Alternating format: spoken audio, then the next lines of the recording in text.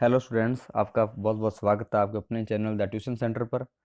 जैसा कि आपको पता है, जो अपने पिछली यूनिट थी वो थी अलजेब्रा को लेकर, और अलजेब्रा के जो 3 चैप्टर है उसमें से 2 चैप्टर अपने कर लिए थे, तीसरा और पांचवा।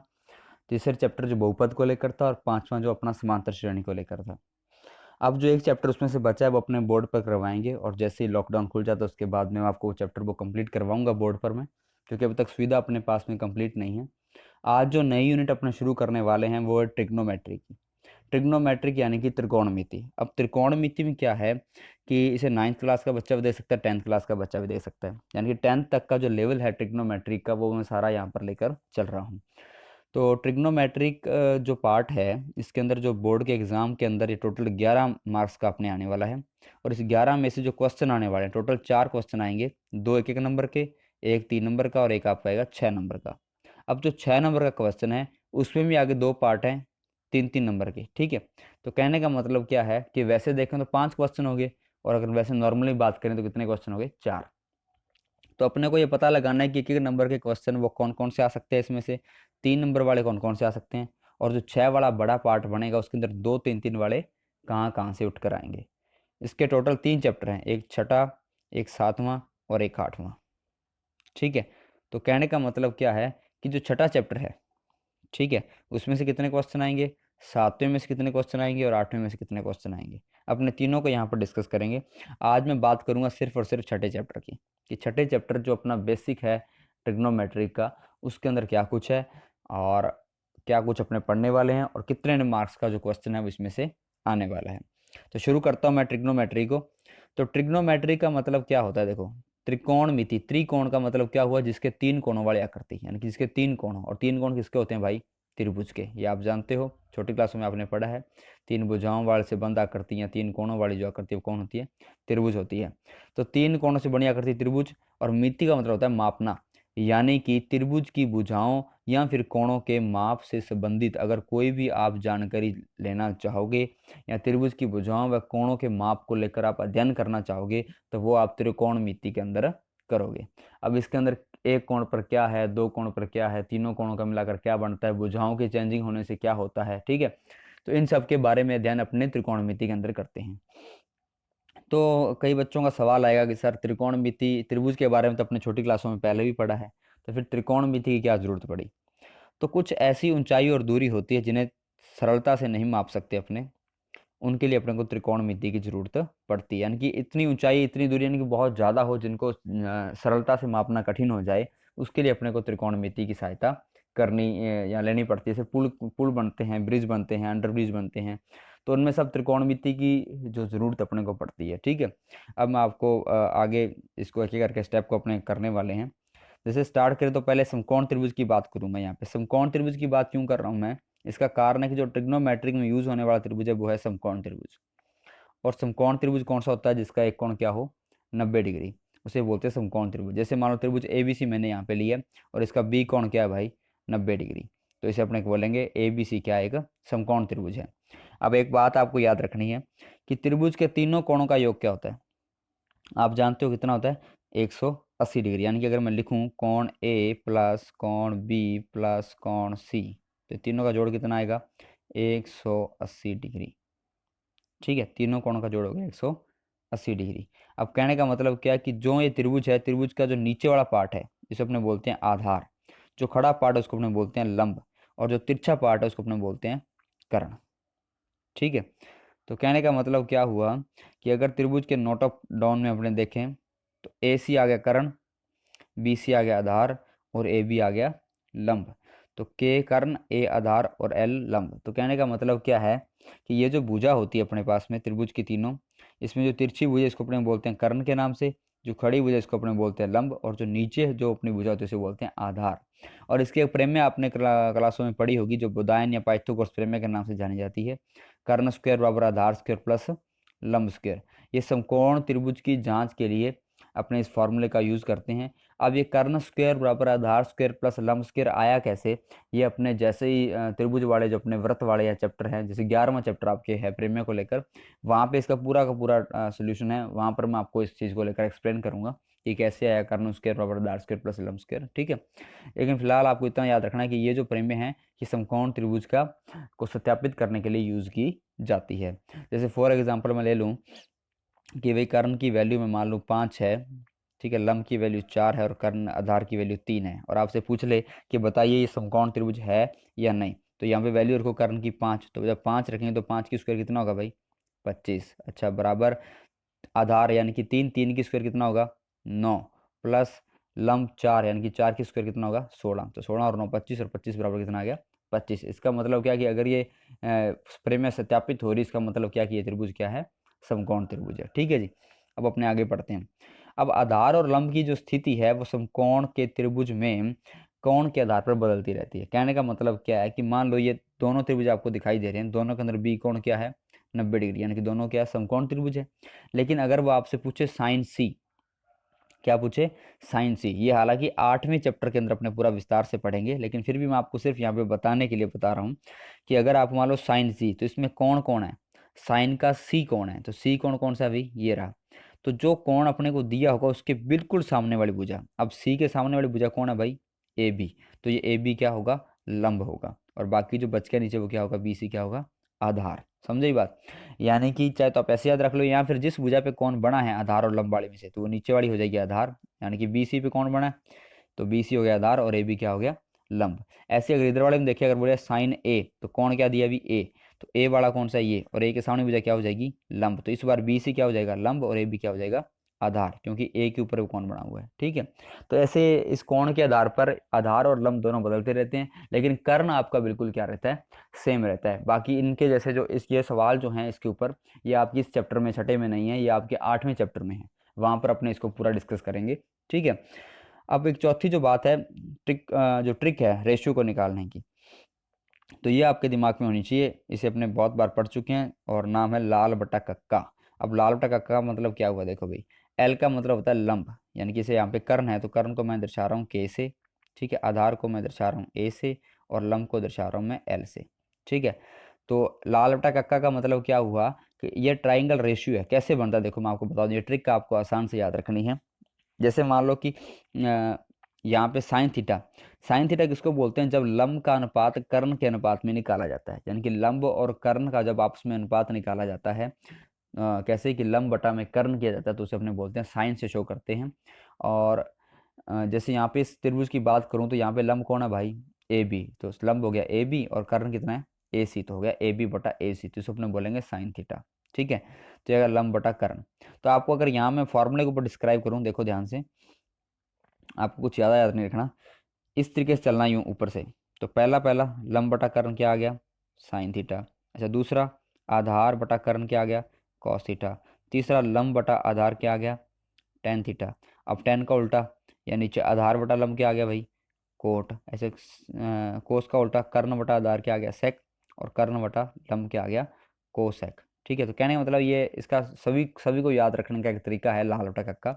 अब मैं यहाँ दिखाऊँ आपको, देखो कॉस थीटा होता है आधार बटा कर्ण, टेन थीटा होता है लंब बटा आधार, और कोट थीटा आधार बटा लंब, सेक थीटा कर्ण बटा आधार, और कोसेक थीटा कर्ण बटा लंब। तो इन सबको आपको रटना नहीं है, याद नहीं रखना, याद रखने के सिर्फ शॉर्ट ट्रिक आपके पास में लाल बटा कक्का। तो यहाँ से रेशियो आपको ध्यान में होना चाहिए कि पहला साइन, दूसरा कोस, फिर टेन, फिर कोट, फिर सेक और फिर कोसेक। तो यहाँ पे आप ऐसे ही शुरू करोगे, पहला साइन, उसके बाद में कॉस, फिर टेन, यानी कि यहाँ पे साइन, फिर कोस, फिर टेन, फिर अगर उल्टा करें तो ये कोट, ये सेक और ये कोसेक, ठीक है। तो साइन कोस टेन और नीचे बटा से कोट सेक कोसेक, ठीक है। तो आप ऐसे लिख सकते हो, साइन का हो गया लंब बटा कर्ण, कोस का आधार बटा कर्ण, ऐसी टेन का लंब बटा आधार। तो इनका आप यूज़ कर सकते हो, ठीक है। अब कुछ फार्मूले बनते हैं, देखो मैं आपको दिखाऊं, ये है जगह कोसेक थीटा। अब ध्यान से देखो, साइन थीटा क्या दिखाई दे रहा है आपको, ऊपर ऊपर देखो साइन थीटा क्या दिखाई दे रहा है लंब बटा कर्ण, और कोसेक थीटा नीचे से देखो क्या दिखाई दे रहा है कर्ण बटा लंब, यानी कि साइन का बिल्कुल उल्टा कौन है कोसेक का। तो अपने लिख सकते हैं कोसेक थीटा बराबर 1 बटा साइन थीटा, यहाँ लिख सकते हैं साइन थीटा बराबर 1 बटा कोसेक थीटा, देखो इस तरीके से। तो मैंने लिख दिया, ठीक है। अगर कोसेक थीटा बटा में इसको इधर ले आऊँ किसमें हो जाएगा, गुणा में, तो sine theta into cos theta बराबर कोसेक थीटा बराबर कितना आ जाएगा, 1। तो ये एक फार्मूला बन जाता है आपका। इसको याद नहीं रखना, यह सिर्फ नॉर्मल वैल्यू कैसे बना, देखो आपको पता लग गया होगा कि जो साइन की वैल्यू है वो है जी लंब बटा करण, क्योंकि लाल बटा कक्का अपने लिखते हैं इस तरीके से। ठीक है। तो पहली वैल्यू किसकी है, साइन की, तो साइन की वैल्यू होगी लंब बटा कर्ण। और जो कोसेक की वैल्यू है वो उल्टा है किसका, कर्ण बटा लंब। तो साइन का उल्टा कौन है, कोसेक, तो कोसेक को लिख दिया 1/साइन, या फिर साइन को लिख दिया 1/कोसेक। ठीक है। और अगर कोसेक बटा में इसको इधर लेगा किसमें हो गया, गुणा में, तो ये होगा sine into cos cosec equal to 1। अब बात करते हैं कोस और सेक की। तो देखो ध्यान से, अगर हम थोड़ा सा नीचे कर लें इसको हल्का सा, देखो अब पता लगेगा। अब यहाँ पे कॉस थीटा क्या है भाई, आधार बटा कर्ण, और सेक थीटा क्या है, कर्ण बटा आधार, यानी कॉस का उल्टा कौन है भाई, सेक। तो मैंने सेक को लिख दिया 1/कॉस थीटा, या कॉस को लिख दिया 1/सेक थीटा। और वही तरीका, अगर ये कॉस बटा में इसको इधर लेके आएंगे तो किस में हो जाएगा, गुणा में, यानी कि sec theta into cos theta बराबर क्या हो गया, 1। ठीक है। अब और देखो आगे, फिर अगर टेन थीटा वाली वैल्यू देखें, तो टेन थीटा की वैल्यू जो होती है, अब टेन और कोट में देखो ध्यान से, टेन क्या है, लंब बटा आधार, और कोट क्या है, आधार बटा लंब। तो टेन का उल्टा कोट, कहने का मतलब क्या हुआ कि अगर मैं यहाँ लिखूँ इस तरीके से, देखो टेन का उल्टा कोट है, तो मैंने लिख दिया टेन थीटा बराबर 1/कोट थीटा, या मैं ऐसे लिख सकता था कि कोट थीटा बराबर 1/टेन थीटा। ठीक है। और इसको ऐसे भी लिख सकते हैं कि अगर मैं टेन थीटा बटा में इसको इधर ले इसमें हो जाएगा गुणा में, यानी कि टेन थीटा, अगर मैं बात करूं कि tan theta into cot theta बराबर आ गया आपका 1, ये भी हो सकता है।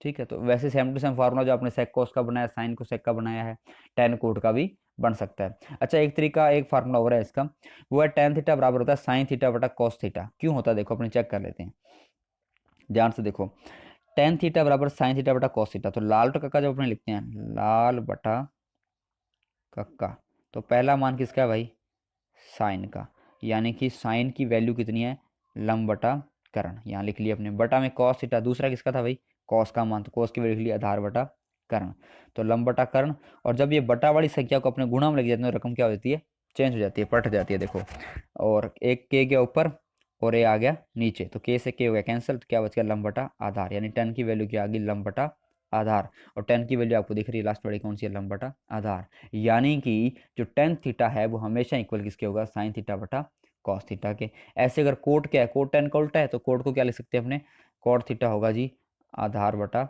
लंब के, यहाँ कह सकते हैं कॉस थीटा बटा में साइन थीटा के। तो ये कुछ फार्मूले हैं, ये सिर्फ इसी अनुपात से बन गए, देखो रेशियो वाले अनुपात से बन गए आपके। आपको ट्रिग्नोमेट्रिक रेशियो आपको याद, देखो मैं दोबारा रिपीट करूँ चीज़ को, कि आपको याद सिर्फ क्या रखना है, ये ओनली वन ट्रिक। और इस एक ट्रिक से क्या हो रहा है, सभी जितने भी ट्रिग्नोमेट्रिक रे होते हैं, वैल्यूज अपने पास होती है, sine cos tan cot sec cosec, ठीक है, इन सब का क्या हो रहा है, अपने को एक तो मान वैल्यू पता लग रही है कि लंब बटा कर्ण है या आधार बटा कर्ण, ये आप 9th क्लास में पढ़ चुके हो। ठीक है, ये 10th के अंदर मैं ले रहा हूँ इसको दोबारा एक बार थोड़ा समझाने के लिए, कि इस एक ट्रिक से आप सारे जितने भी ट्रिग्नोमेट्रिक रेशियो हैं उन सब को आप पता लगा सकते हो। नंबर 2, आप जितने भी फार्मूले हैं उनको आप क्या है, बना सकते हो, जैसे मैंने यहाँ पे आपको बनाकर दिखाए हैं। तो ये आप चेक कर सकते हो। अगर फिर भी बच्चे किसी को दिक्कत हो तो मेरे साथ में आपको कमेंट बॉक्स में डाल दे, अपने दोबारा इसको डिस्क्राइब कर देंगे। ठीक है। और नई वीडियो को आप थोड़ा बैक करके देखिए, आपको दोबारा ये जो मैंने बताया ऊपर वो आपको अच्छे तरीके से समझ में आएगा। जैसे मान लो ये है कि ऐसा क्वेश्चन आ जाए कि आपको दिया भी कि ये त्रिभुज है, इस त्रिभुज के अंदर एक कोण 90 डिग्री है, ए बी भुजा आपको दिए 25 सेमी, तो ए बी क्या है, तिरछी भुजा, जिसको अपने क्या बोलेंगे, कर्ण। और बी सी भुजा है वो कितनी है, 24 सेमी, तो बी सी क्या है भाई, अपना आधार, और ए सी यानी कि अपने को लंब क्या करना है, ज्ञात करना है। अब देखो, तो कर्ण स्क्वायर बराबर आधार स्क्वायर प्लस लंब स्क्वायर अपने पास में होता है। तो कर्ण की वैल्यू कितनी है भाई, ए बी यानी कितनी है 25, तो 25 की स्क्वायर, आधार कितना अपना 24, तो 24 की स्क्वायर, और प्लस लंब अपने को ज्ञात करना, तो लंब अपने लिख लिया ए सी का स्क्वायर। अब ए सी स्क्वायर निकालना है, तो ये प्लस का 24 स्क्वायर है, इसको अगर अपने इधर ले जाएं तो किसका हो जाएगा भाई, माइनस का। तो 25 स्क्वायर माइनस क्या हो गया, 24 स्क्वायर, 25 की स्क्वायर आ गई 625, माइनस 24 की स्क्वायर आ गई 576। तो 625 में से 576 घटाए कितने आ गए, 49।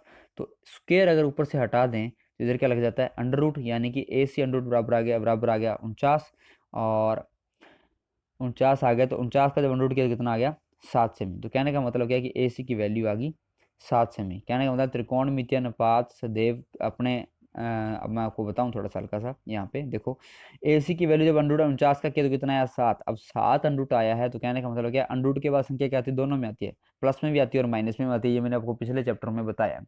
लेकिन जब त्रिकोणमितीय अनुपात अपने लेंगे तो कभी भी माइनस वैल्यू नहीं लेंगे, क्योंकि त्रिकोणमितीय अनुपात जो होते हैं वो हमेशा क्या होते हैं, धनात्मक होते हैं। तो इसलिए इसका आंसर क्या आएगा, AC बराबर आएगा 7 सेमी। ठीक है, अब अपने जो एक मेन इंपॉर्टेंट जिसका पार्ट है, सबसे बड़ा पार्ट और सबसे इंपॉर्टेंट पार्ट, वो है आपका त्रिकोणमितीय सारणी का। देखो भाई, त्रिकोणमितीय अनुपाती जो सारणी है, अगर ये आपने कर ली, इसका मतलब क्या है कि आपका एक नंबर है वो पक्का हो गया। और एक नहीं, अगर वो छह, सॉरी, एक नंबर नहीं, अगर 7वें चैप्टर की अपने बात करें तो 7वें चैप्टर के अंदर जो 6 नंबर का क्वेश्चन बनने वाला है, उसके अंदर जो 3-3 नंबर के 2 पार्ट आते हैं, उनमें से हो सकता है एक पार्ट है वो आपको छठे चैप्टर में से दे दे। कहने का मतलब क्या है कि अगर आपका छठा चैप्टर कंप्लीट है तो आपका ये सारणी अगर आपको आती है तो छठे चैप्टर में से आपका कुछ भी नहीं बचेगा। यानी कि सबसे जो इम्पोर्टेंट पार्ट है, जहाँ से 10वीं क्लास का मैटर शुरू होता है, वहाँ पर अब अपने पहुँच चुके हैं, वो है त्रिकोणमितीय अनुपातों की सारणी। तो चेक करते हैं त्रिकोणमितीय अनुपातों की सारणी क्या होती है। ठीक है, तो एक बार देख लीजिए। अगर मैं यहाँ पे देखूँ तो आपने क्या करना है, ऐसे कॉलम बनाना है कौन और रेडियन का। अब मैं आपको बता दूँ कौन रेडियन में क्या फ़र्क है। देखो भाई, तो कौन जो होता है 0 डिग्री थीटा के रूप में मैं आपको दिखा रहा हूँ, एक रेडियन के रूप में मैंने लिखा है। और रेडियन कौन को मैंने करना 9th क्लास में आपको थोड़ा बताया है, लेकिन फिर भी अगर किसी को समझ में ना आए तो मेरे को इनबॉक्स में कमेंट कर सकता है कि सर कौन का रेडियन कैसे करें, या फिर डिग्री का रेडियन कैसे करें और रेडियन का डिग्री कैसे करें, तो वो मेरे से वहाँ पे पूछ सकता है। और डायरेक्टली बात क्या है कि जो पाई की वैल्यू होती है अपने पास में, देखो पाई को अपने बोलते हैं 180 डिग्री, पाई की वैल्यू अपने बोलते हैं 180 डिग्री। कहने का मतलब क्या हुआ कि अगर पाई का मान आ गया 180 डिग्री, इसका मतलब ये हुआ कि कौन डिग्री अपने दे 0 डिग्री, फिर 30 डिग्री, फिर 45 डिग्री, फिर 60 डिग्री, फिर 90 डिग्री। तो कहने का मतलब क्या है कि अगर इनको अगर अपने रेडियन में लिखना हो, देखो 0 का तो 0 लिखेंगे। अब 30 को मैं लिख सकता हूँ पाई पाई बटा 6। क्यों, देखो पाई का मान क्या 180, और 180 में अगर मैं 6 का भाग दे दूँ तो 6 तिया 18, कितना आ गया भाई 30।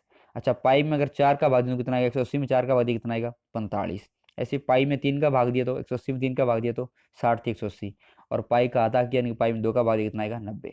तो मैं इसको ऐसे भी लिख सकता हूँ 0, 30, 45, 60, 90। और इसको मैं ऐसे भी लिख सकता हूँ 0, पाई/6, पाई/4, पाई/3 और पाई/2, क्योंकि पाई की वैल्यू क्या होती है 180, किसमें, ट्रिग्नोमेट्रिक में। ठीक है, अब देखो भाई, अब सारणी कैसे बनानी है। सारणी बनाने का एक तो आपका बुक का मेथड है, वो मैं आपको थोड़ा नीचे दोबारा सेकंड मेथड में बताऊंगा।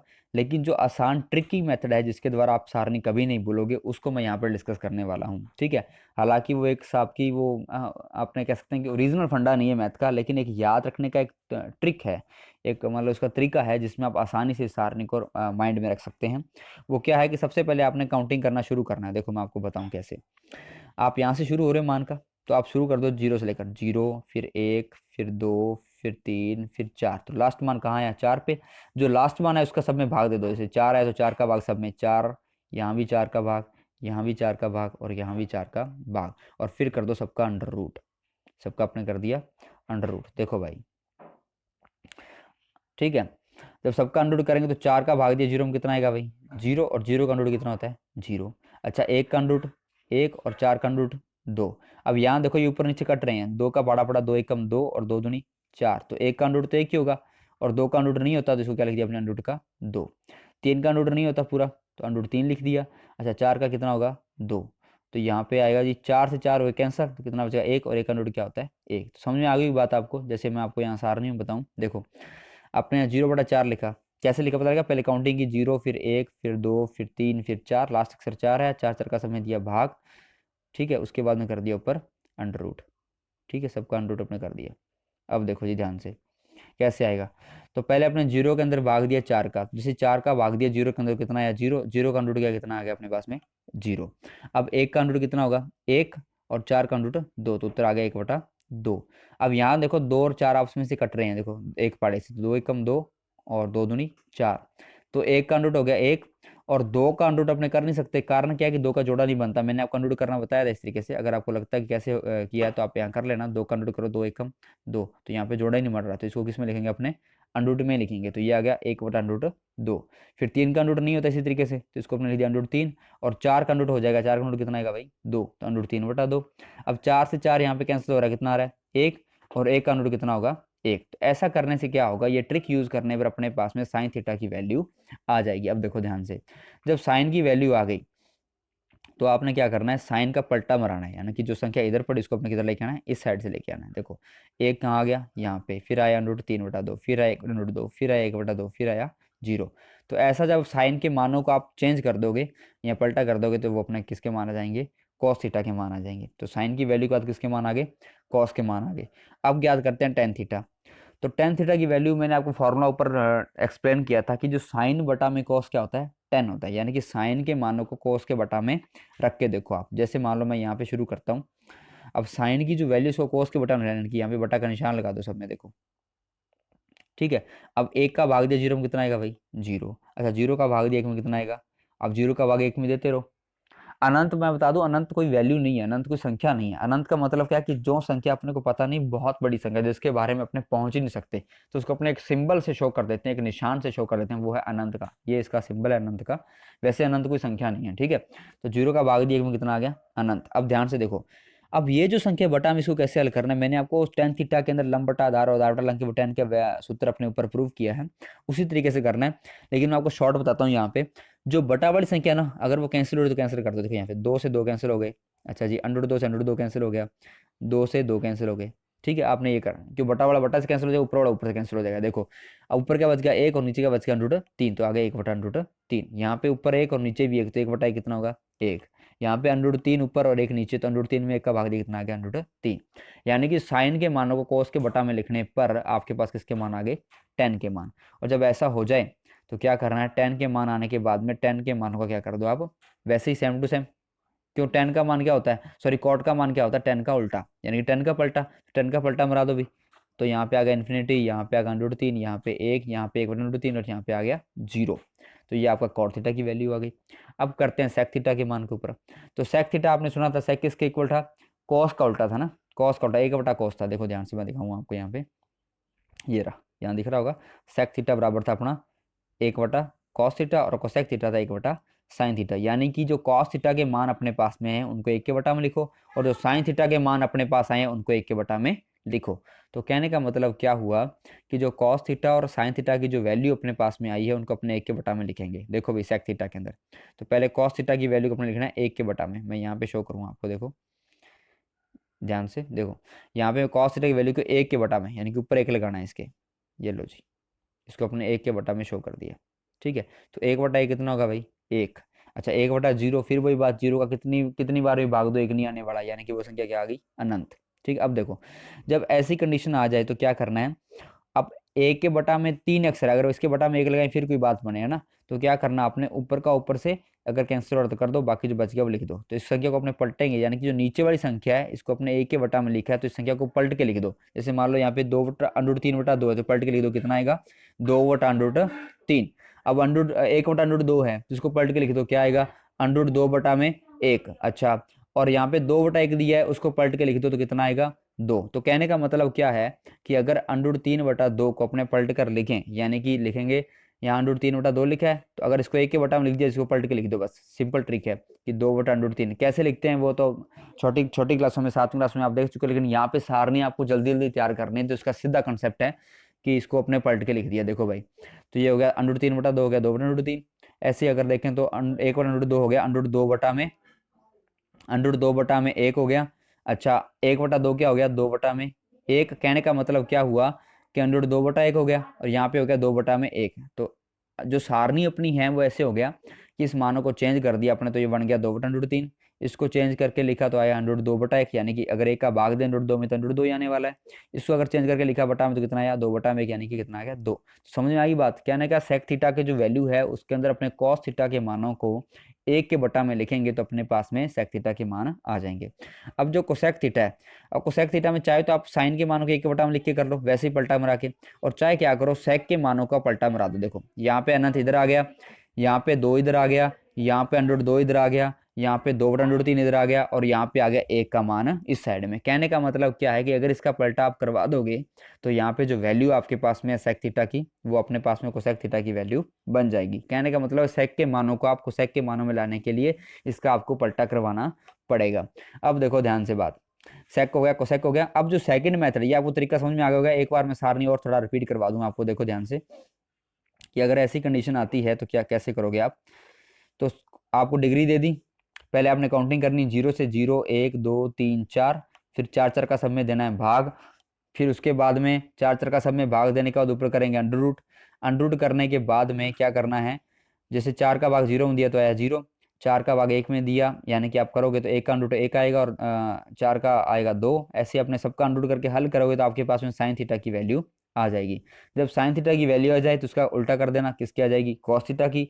फिर टेन की वैल्यू के लिए साइन के मानों को कॉस के बटा में लिख देना, तो टेन की वैल्यू हो जाएगी। फिर टेन का उल्टा करोगे तो किसका आएगा, यानी कि ये रकम इधर आएगी तो क्या आएगा, कॉट थीटा की वैल्यू आ जाएगी। फिर सेक के मान के लिए कॉस के मानों को 1 के बटा में लिखोगे, तो जब कॉस के मानों को 1 के बटा में लिखोगे रकम पलट जाएगी, यानी कि भाई एक सेक की वैल्यू। और सेक के मानों को अगर पलटा करोगे तो किसकी वैल्यू आएगी, कोसेक की वैल्यू। अगर फिर भी किसी बच्चे को टेबल में प्रॉब्लम हो तो वो मेरे साथ में कमेंट में शेयर कर सकता है, मैं उसको दोबारा से इस चीज़ को एक्सप्लेन कर दूंगा। क्योंकि अपना अब तक एक पार्ट इस छठे चैप्टर का और आने वाला है, जिसमें मैं सारे टफ क्वेश्चन जितने भी वो लेकर चलूंगा, वहां पर आपको एक बार और एक्सप्लेन कर दूंगा, ठीक है। अब देखो भाई, सेकंड मेथड जो है इसका, जो आपकी बुक में दी है कि कैसे वैल्यू निकालेंगे, मैंने वो मेथड आपको बिल्कुल ट्रिकी मेथड बताया। जो बुक वाला मेथड है वो बुक का मेथड नहीं है, ओरिजिनल मेथड यही है। देखो कैसे, तो साइन थीटा बराबर आपने पढ़ा कितना होता है, लंब बटा कर्ण। अगर अपने साइन थीटा की वैल्यू को लेकर चलें, देखो मान लो कि मैंने यहाँ पे मान लिया थीटा कितना है 45, मैं साइन 45 का मान निकाल रहा हूँ। देखो यानी कि 45 के सारे मान निकाल रहा हूँ मैं।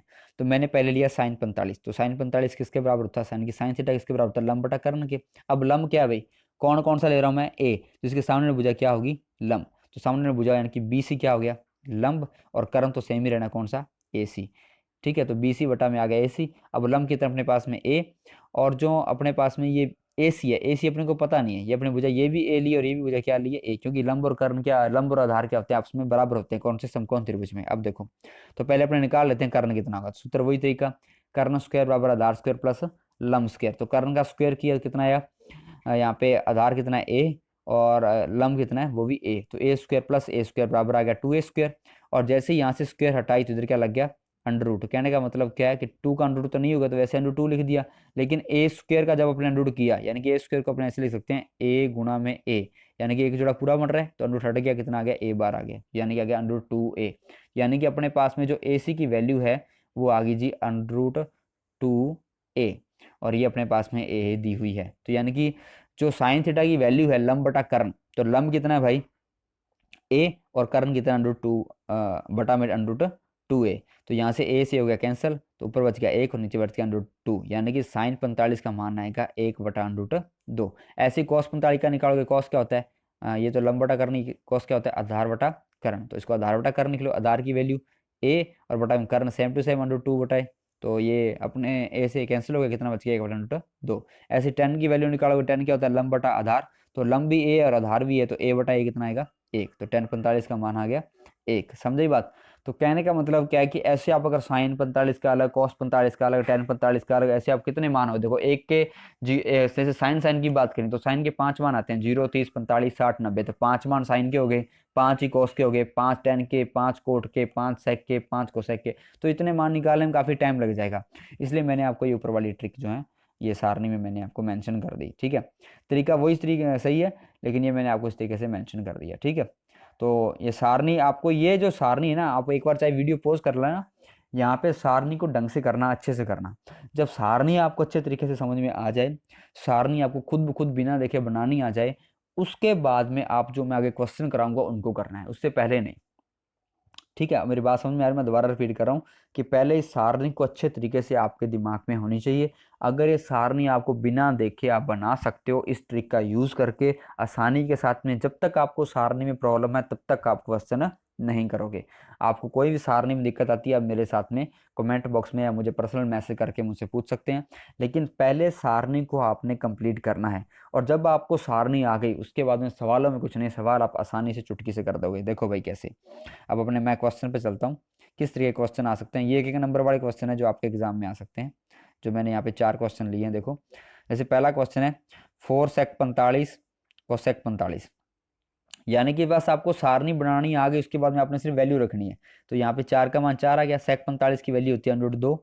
क्योंकि अगर नहीं याद रहता तो देखो आपको साइन और कोस दो दिमाग में रखना है, अगर फिर भी अगर याद ना रहे देखो, क्योंकि सेक क्या होता है, कोस का उल्टा, यानी कि सेक का मान आएगा 1/cos 45, ठीक है। और cos 45 की वैल्यू होती है 1/√2, और 1/√2 है, अगर एक क्यूब बटा तो उसको पलटा बनाना पड़ेगा, तो क्या आएगा √2/1, तो √2 में 1 का भाग दें कितना आएगा √2, यानी कि सेक 45 का मान आ गया √2। ऐसे ही साइन 45 और cos 45 का मान सेम होता है, यानी कि सेक 45 का मान भी कितना होगा √2।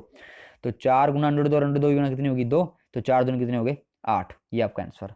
यानी कि सवाल बिल्कुल ईजी है, जो चीज है बनाने वाली है वो सारणी है। अगर सारणी आपको आ गई फिर प्रश्नावली में कुछ भी नहीं है, कितना ही बड़ा क्वेश्चन क्यों ना हो आप आसानी से सॉल्व कर सकते हैं। देखो यहाँ पे अगला क्वेश्चन देखते हैं अपने, जैसे दिया साइन 45 पर cos 45 की स्क्वायर, तो साइन 45 की वैल्यू अपने रखी है 1/√2, ऐसे cos के रखिए 1/√2, ऊपर लगा दी स्क्वायर। यहाँ पे लघुत्तम कितना है इसका √2, लघुत्तम आ गया, ऊपर बन गया 1 + 1 कितना बन गया 2, तो 2/√2, ऊपर लग गई स्क्वायर। अब 2 की स्क्वायर कितनी होगी भाई 4, और √2 की स्क्वायर कितनी होती है 2, अपने बहुत बार कर चुके हैं। तो 2 का भाग दिया 4 में कितना आएगा 2, तो उत्तर आ गया अपने पास में 2। तो कोई दिक्कत है, कोई दिक्कत नहीं, यानी कि ये हमेशा ये जो आंसर अपने पास में इजी तरीके से आएंगे अगर आपको सारणी आती है। जैसे तीसरा एग्जाम्पल लो, साइन 60 का मान √3/2, कॉस 30 का मान √3/2, साइन 30 का मान 1/2 और कॉस 60 का मान 1/2। एक बार आप सारणी से, मेरा कहने का मतलब है, क्योंकि मैं अगर आपको सीधा बोल देता कि आपको सारणी नहीं भी आती तो भी आप सवाल सारणी को सामने रख लो और उससे देख देख के आप इसकी मान रख के गुणा भाग कर लो, तो ये थोड़ा गलत हो जाएगा, क्योंकि आप रट्टा मारना सीख जाओगे। आप एक बार इसको छोड़ दीजिए, सारणी को कंप्लीट कर लीजिए। जब सारणी आपको अच्छे तरीके से आ गई फिर आप क्वेश्चन करोगे तो आपको सारे के सारे मान अच्छे तरीके से याद हो जाएंगे, ठीक है। और नहीं आप देख देख करोगे तो सारणी वहीं की वहीं रह जाएगी, ठीक है। अब देखो अभी जिसको सॉल्व करते हैं, तो 2 और 2 की गुणा 4, और √3 की गुणा कितनी होगी 3, प्लस का प्लस लग गया, 2 दूनी 4 और 1 एकम 1, तो ये अपने पास आएगा 3/4 + 1/4। तो इसका लघुत्तम लेंगे कितना आएगा 4, और ऊपर वाली संख्या को ऐड करो, देखो 3 और 1 कितने हो गए 4, तो 4 में 4 का भाग दिया कितना आ गया 1। कहने का मतलब क्या है कि एग्जाम्पल 3 की अगर अपने बात करें तो इसका आंसर कितना आ रहा है 1। कुछ कुछ लग रहा है आपको, किसी भी मैंने ऊपर 2 एग्जांपल कराए या तीसरा करवाया, कोई फर्क लगा आपको? कुछ नहीं, यानी कि सिर्फ आपने वैल्यू पुट करनी, उसके बाद जोड़ घटाओ, तो भाई नॉर्मल बात है जो आप छोटी क्लासों से भी करते आ रहे हो। देखो भाई आगे लास्ट जो क्वेश्चन अपना यहाँ पे जो आज का वो है tan 3x को लेकर। देखो तो tan 3x दिया है, इसमें अपने x का मान ज्ञात करना, और tan 3x के इक्वल अपने को ये चीज दी है। कहने का मतलब क्या है कि tan 3x का मान जो है वो इसके इक्वल है, और ऐसे बहुत से क्वेश्चन आपकी किताब के अंदर है, आप उसको इस तरीके से सॉल्व कर सकते हो। देखो कैसे करना है, तो tan 3x दिया, तो 3x की वैल्यू तो भाई सारणी के अंदर थी नहीं। अगर मान लो 3x की जगह पर 0 लिखा होता, 30 लिखा होता, 45 लिखा होता, 60 लिखा होता, 90 लिखा होता, फिर तो अपने सॉल्व कर लेते। लेकिन यहाँ क्या लिखा है 3x, तो 3x का मान तो सारणी में है ही नहीं। तो चलो जो मान सारणी में है अपने वो देख लेते हैं एक बार। तो साइन 45 का मान 1/√2, कोस 45 का मान 1/√2, साइन 30 का मान 1/2। अब इसको सॉल्व करते हैं। देखो 1 एकम 1, √2 और √2 की गुणा कितनी होगी 2, प्लस आ गया 1/2। अब लघुत्तम कितना है अब इसका 2, और ऊपर वाला 1 और 1 जोड़ो कितने हो गए 2, तो 2 में 2 का भाग दिया कितना आ गया 1, यानी कि tan 3x बराबर आ गया अपना 1। अब कैसे सॉल्व करें, x का मान कैसे निकालें? अगर x का मान निकालना तो यहाँ से 10 को भी काटना पड़ेगा और 3 को भी काटना पड़ेगा।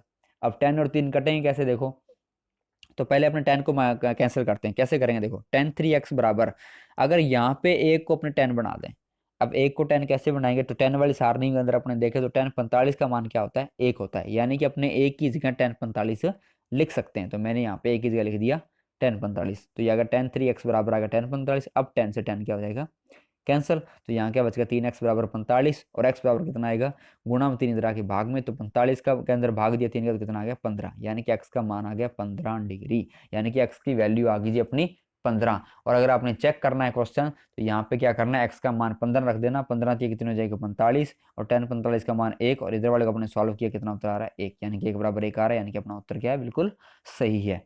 तो इस तरीके के जो क्वेश्चन है वो आपके छठी चैप्टर के से 1 नंबर का खंड ए के अंदर आपको क्वेश्चन मिलेगा, और ऐसा ही क्वेश्चन आएगा। देखो जिससे क्वेश्चन मेरे सामने लिखा दी ना आपको, इनसे बाहर क्वेश्चन नहीं आएगा, ऐसे क्वेश्चन बिल्कुल इनका जैसा एग्जिट क्वेश्चन आएगा 1 नंबर का। तो क्वेश्चन बिल्कुल आसान है, बस आपको क्या आनी चाहिए जी, ये सारणी आपको आनी चाहिए। अब इस सारणी में किसी को कोई दिक्कत है तो वो मेरे से दोबारा पूछ सकता है। इस सारणी को ढंग से कर लेना जो मैंने आपको ऊपर अच्छे तरीके से एक्सप्लेन कर दी है। अगर फिर भी किसी बच्चे को कोई भी डाउट हो किसी भी तरीके का, तो मेरे साथ कमेंट बॉक्स में मिल सकता है, कमेंट बॉक्स में पूछ सकता है। और नेक्स्ट वीडियो के वेट तक आप इसको कंप्लीट कीजिए। कोई भी दिक्कत हो शेयर कीजिए, अपने सहपाठियों को इसके बारे में बताइए, चैनल को ज़्यादा से ज़्यादा शेयर कीजिए। आज सभी का आपका यहाँ जुड़ने के लिए बहुत बहुत धन्यवाद।